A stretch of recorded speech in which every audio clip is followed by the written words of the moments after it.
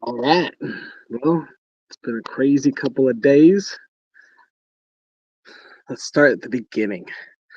So this is maybe a week and a half ago ish. I was talking with my one of my one of my social health board of directors, right? We're talking about social health and it comes up about chakras.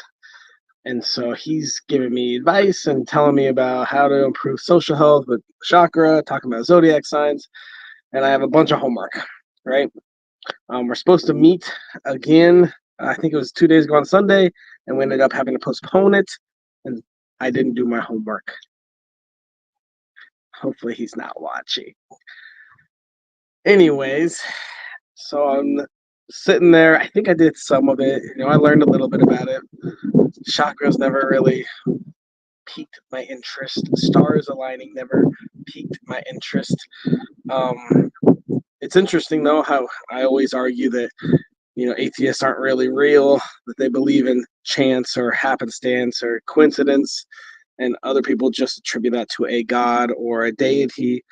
Um, and it's almost the same if you believe in stars aligning. It's a greater power, greater energy than us on this planet.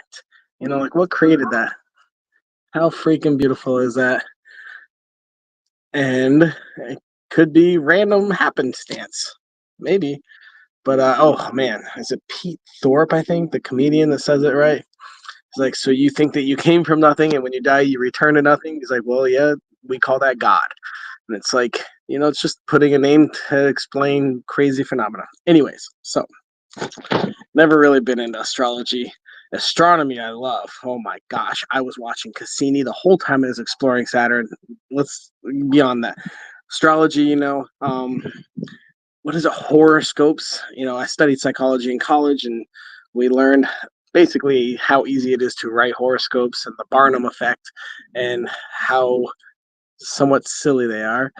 But astrology itself, this lining of suns and planets, if you really think about it physically, like physics wise, it's got to have some sort of effect. I mean, gravity obviously has an effect, right? The tides. Okay, let's just go with the ocean right there.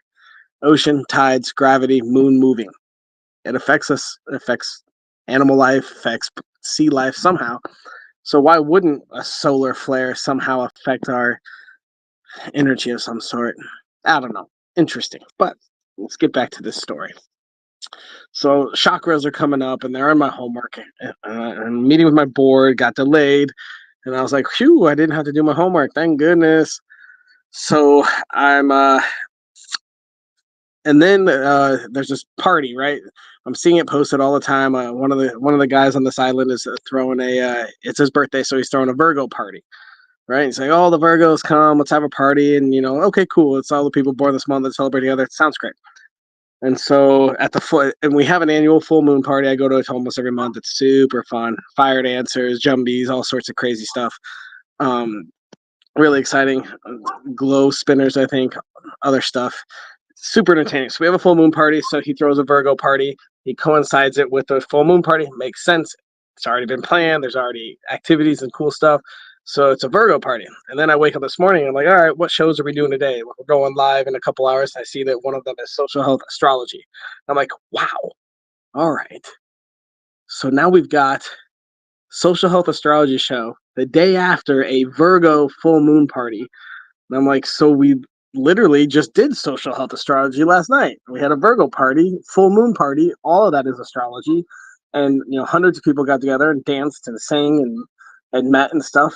I'm like, oh, what an interesting stars aligning situation. So then we go and I get in and I'm backstage with my guests and I'm like, hey, it's pretty crazy that we just had a Virgo party last night for the full moon party. And now we're talking about astrology because we plan our episodes months in advance. So this social health astrology episode was planned months ago. And so it was planned way before this Virgo full moon party.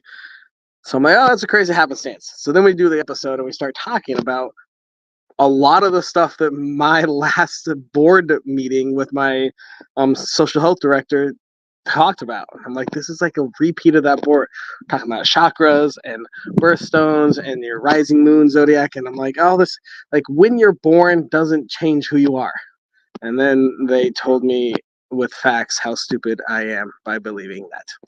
So go watch that episode if you're curious about how I look like an idiot and how I am now starting to. I'm gonna have to dive in. We got a daily challenge, which involves learning about your chakras and your zodiac signs and how they affect things. And while horoscopes are still completely made up and psychologically designed to make you feel happy, um, there could definitely be something about patterns and planets and stuff much bigger than us and how they rotate, gravitational pulls, magnetic fields, all that kind of stuff can definitely affect us here on Earth. And so that is what interests me more about it. But yeah, so it's been a crazy week. Board of directors meeting with a social health member about chakras and how that helps you meet people, yada yada. Then we go on and have a Virgo full moon party. Okay, Virgos are having fun celebrating. And then next morning I have a show on social health astrology. Curious to see what else happens in the next couple of days.